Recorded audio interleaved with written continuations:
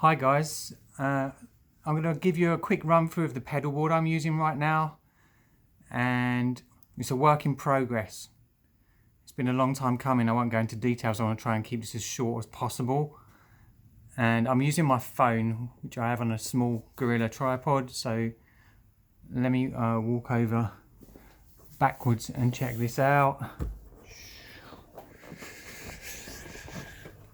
Okay, so without going into too many details, I'm starting with the Sennheiser, the new Sennheiser wireless. I've got two of these units. One's a jack, and at the moment that's going direct into an EHX Pitchfork for octave stuff, and the other end of the Sennheiser goes into this mic, which is actually a Nady copy of a JT30 with holes in the side. The original element that comes with it is horrible, and the design inside is horrible, and I would like to say that Nady tried to help me out with that, and they really didn't.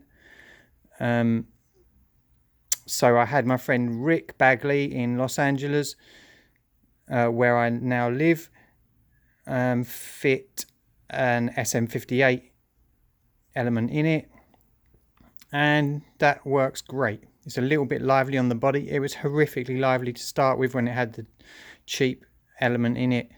This way better than it was. So this is what I'm using. So I'm using this for harp and vocals. The whole board goes direct into a PA. I have it in our old PVPA up there. It's going through one speaker. This is being done all on my phone, so when I do play something, it's not going to sound great, but you'll get the idea. So I'm going wireless into the Pitchfork. I'm really up for some advice on switching the pedal order around if need be, because I'm having a problem, but I'll talk to you all about that later. So wireless, Pitchfork, Boss DD5 delay, which I have set on, I don't even know what I have it set on. I have it set on number 8, I think, whatever the number 8 is. And then I have a Line 6 M5, which is a multi-effect unit, which is really simple. Yeah, it's really simple. It does one effect at a time, and you can switch through the effects. Like, I obviously use my foot, and I don't know if you can see that, and then you can scroll through the effects and then click both the buttons and it comes up, and you can adjust all the parameters on there. I really like this.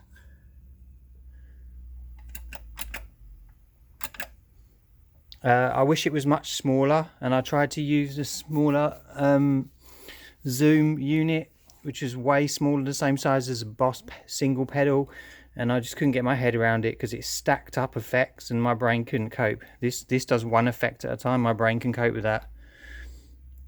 And then I go into a Boss RC30 loop pedal, which is fairly simple. It's hit and miss if you get it wrong. I've tweaked it slightly so that it's one click in, one click out. Normally I think it's one click in and then 2 clicks out to actually finish it, otherwise it's set up to record again straight away. So there's a little tweak I found on YouTube. And then I go into a Sonic Stomp, the mini one, which everyone kind of uses, and it sounds good.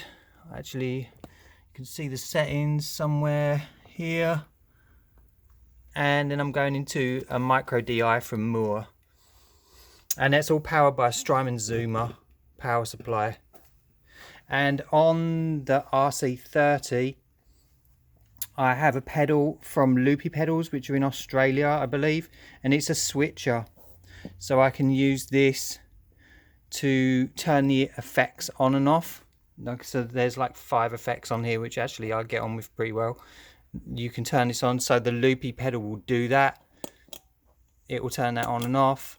Also, I can switch through the effects by using the loopy pedal, and I can switch channels. Track 1, track 2, it's a 2-track looper. So that's pretty cool. And I'm using a drum unit because I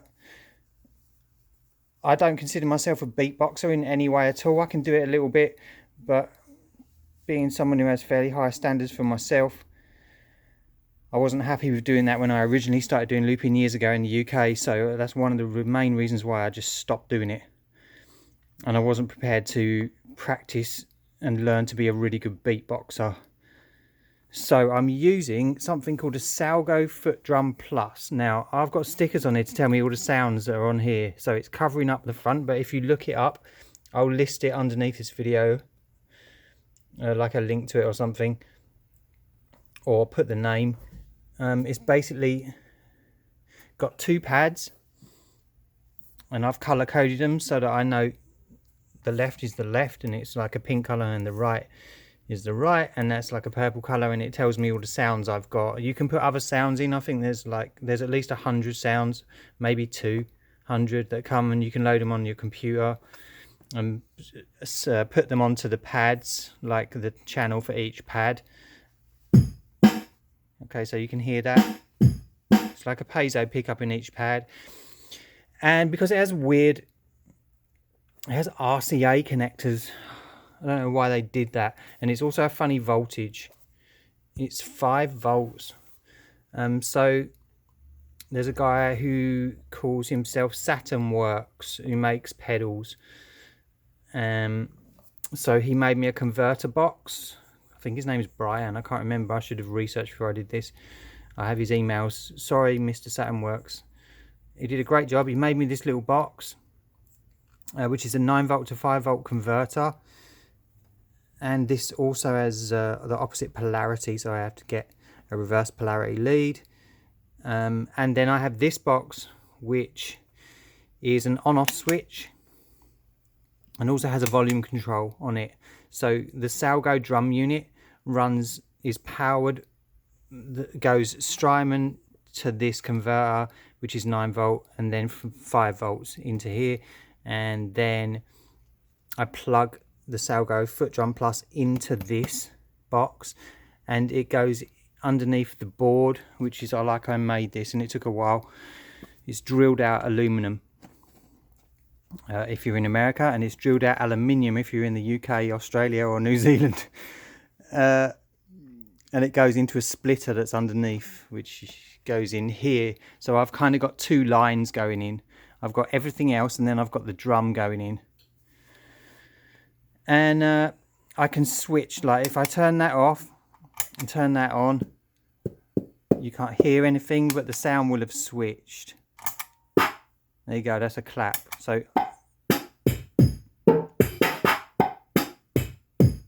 you can switch through different sounds on each pad.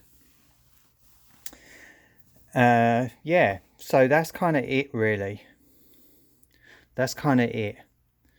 So let's put the camera down and see if I can demo something. I haven't rehearsed this at all. I just stopped retuning a harp to do this because Brendan put a comment on that he'd like to see it, and I did shoot a quick video for Jason to see the other day privately.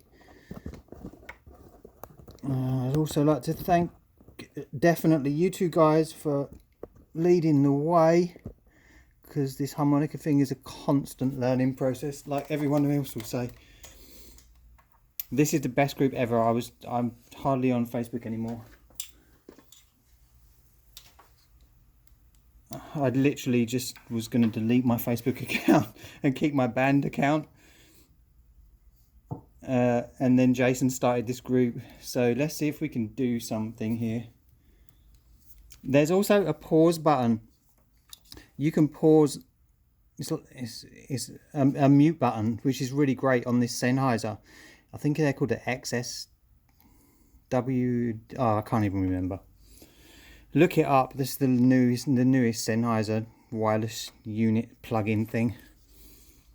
I'll list it underneath. So what I do is I lay down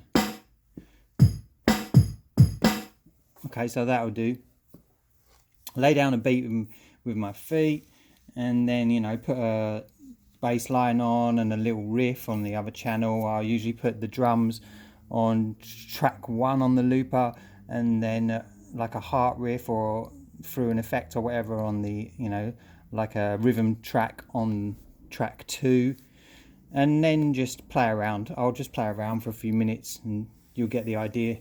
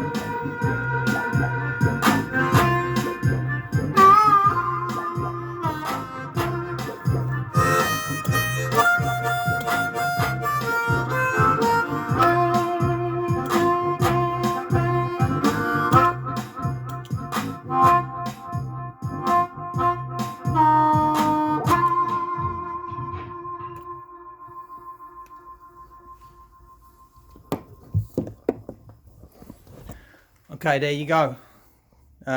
Yeah, let's see what that turned out like. Thanks very much, and I'm going to talk to you, Jason, hopefully when you get some time, about a problem I'm having with power. Thanks, guys.